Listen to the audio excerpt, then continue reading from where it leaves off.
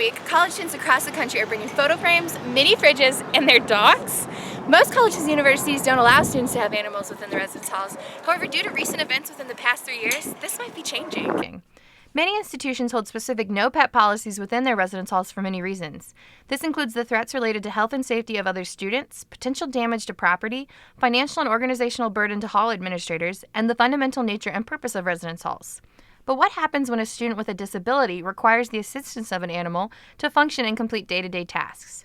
In 1968, Title VIII of the Civil Rights Act, commonly referred to as the Fair Housing Act, was designed to end segregated housing.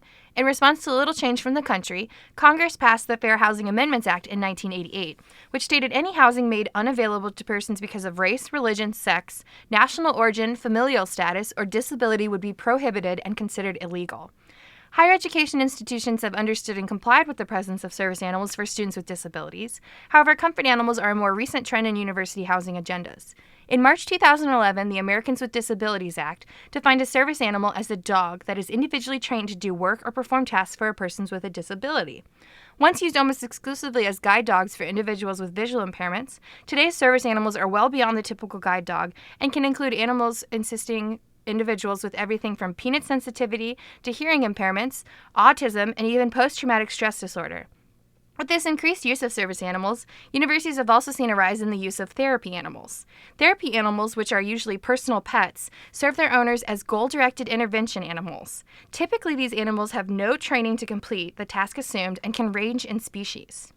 Both the FHA and ADA have asserted that provided a student has a documented disability with statement of an animal's assistance clearly connected to serving the student as a result of his or her disability, the use of service and therapy animals are permitted in university housing. This news policy was first challenged in the 2011 U.S. v. University of Nebraska at Kearney case. Student Brittany Hamilton, represented by the U.S. Department of Housing and Urban Development, citing the Fair Housing Act, sued UNK. Hamilton, diagnosed with depression, was denied the use of an assistance animal prescribed by her doctor. UNK denied her accommodation request to be an exception in the no-pet policy, stating the university was not governed by HUD to permit therapy animals. The court ruled in favor of Hamilton and HUD, stating that the university did qualify as a personal dwelling under the FHA and that emotional support animals do qualify under ADA. With continued updates and confirmed policies being issued by HUD as recent as April 2013, universities are on high alert.